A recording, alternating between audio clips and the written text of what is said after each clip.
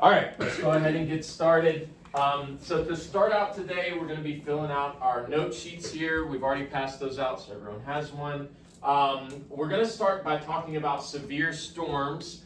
So in previous chapters, we've covered air pressure, temperature, humidity, all the different factors that go into weather events, right? We've covered those previously, and so now we're just going to talk about how when these factors occur, they can cause weather events to happen, right? So we talked about how there might be areas of low pressure, and when you have areas of low pressure, the wind might move in, right? So areas of high pressure blow into areas of low pressure, causing wind.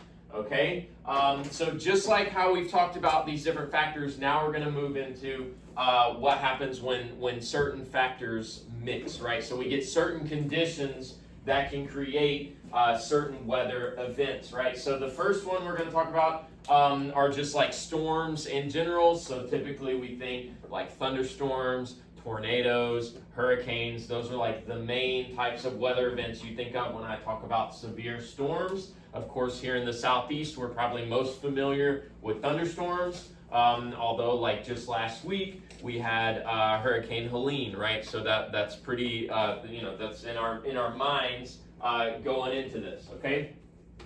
So something that we probably don't have a lot of experience with are winter storms. Okay, so in the wintertime, especially in the northern United States, most of the precipitation that occurs is going to be snow or some form of like ice or sleet, something like that. But mainly snow, and heavy snow can block roads, trap people in their homes, delay emergency vehicles, and just kind of cause problems, just generally with like getting out, going to work, things like that, right? Most of you were probably really young back when we had like the snowpocalypse in Alabama, but it shut down like a lot of the roads. Come to the front office. Miguel Cruz, come to the front office. It shut down a lot of the roads and things like that, and so that's something that occurs nearly every year in the northern states. But of course, because it happens so frequently, they're more accustomed to it, right? So like you might see salt trucks in say like somewhere like Michigan. You might see those out on the road all the time, whereas like here in the South, we don't have a lot of salt trucks because we don't really need them, right? We have pretty mild winters here. So just so you're aware, going back to our factors that we talked about, if the air is colder than 0 degrees Celsius all the way to the ground, that is the conditions in which snow can form. So you have water in the atmosphere ready to precipitate, and it's freezing in the atmosphere and then falling down as ice crystals. That's what we have. That's what we call snow. So anytime the conditions are met where you have water vapor in the atmosphere ready to fall, ready to be pulled down by gravity, and the temperature is colder than 0 degrees Celsius, you will get snow. Okay? Moving on to thunderstorms. This one is probably the one we're most familiar with. Okay? A thunderstorm is a localized storm, typically accompanied by heavy precipitation. There's also frequent thunder and dangerous lightning, okay?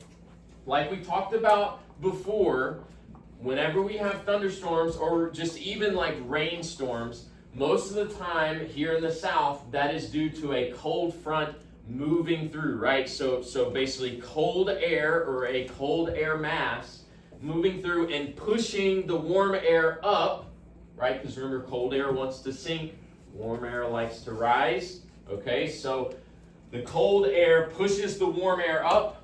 Here in the South, being that we're close to the Gulf, the warm air is going to be saturated with a lot of water vapor.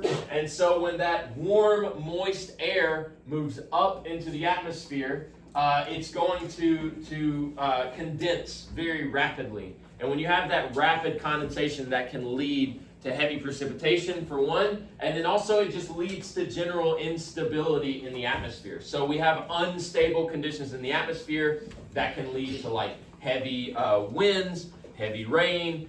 In some cases, thunderstorms can lead to tornadoes, right? We're going to get to those in just a minute. But we have talked previously about the connection between some of these weather events, right? So most of the time, tornadoes form out of thunderstorm conditions, okay? Going back to our factors, right? In order to have a thunderstorm, you have to have warm, moist air, right? So the temperature has to be fairly high, at least for the air mass. It has to have a high humidity. And then when that air mass is pushed upward into the atmosphere where it can condense, that is what creates the conditions for a thunderstorm to occur. Now, really quickly, let's just take a step back. Why might it be important for us to be able to forecast when, like, say, a thunderstorm is going to happen? So we're prepared. Right, so we're prepared. Because a thunderstorm, that would be a type of weather event we would want to prepare for, right? Maybe if you had plans to be outside and you see that a thunderstorm is forecast for your area, you're going to change your plans, right? You're going to maybe be inside, something like that. Or if it's even, if you know the winds are going to get up, you might want to secure things around your house or like on your back porch. Like I have a little patio table on my back porch. And if I know there's going to be a major thunderstorm, then I might want to secure that, right? So it doesn't blow away, okay? So forecasting is primarily for safety, right? But even if it's just going to be like heavy rain, that's going to maybe change our plans and make us want to do something else, right? Maybe we're going to stay inside or what have you, okay?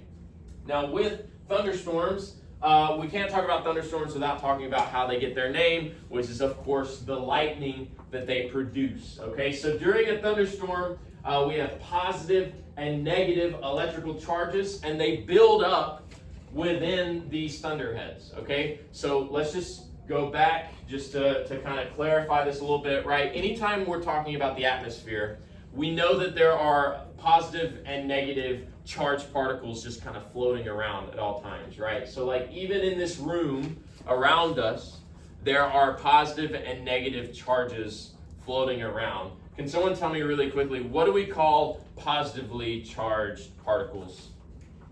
What do we call positively charged particles? I'll give you a hint. It starts with a P. Plasma? Not plasma. You're close, though. Pressure. Not pressure. We're getting there. Does anyone remember protons, right? Protons. Oh, okay, yeah. So protons, that's what we call the positively charged particles. What about negatively charged particles? Do you remember those? Starts with an E. Electrolytes. Not electrolytes. We're getting there, though. Electrons? Electrons, right. Yeah, so we have protons and electrons, okay? So these protons and electrons are just constantly kind of floating out around. They make up all of the stuff around us, right? So the air is made out of molecules. The molecules contain protons and electrons, right? And so during a thunderstorm, these charged particles are kind of getting tossed around, right? The atmosphere is very unstable. It's moving.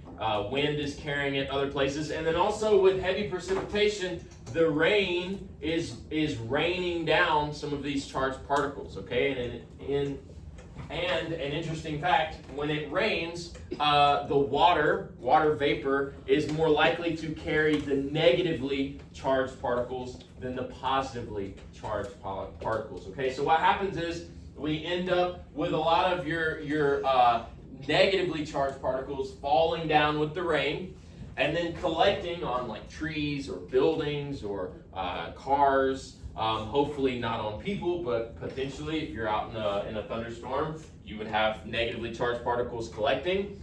And as the negatively charged particles collect more and more and more, eventually you can have a current form, right, between the positive clouds and now the negative ground. And so that creates the conditions where lightning can strike, okay? And so that's how lightning occurs. Okay, now when lightning strikes, it can heat the air by as much as 30,000 degrees Celsius. And as we learned with air pressure, what happens when we heat air? What does it want to do?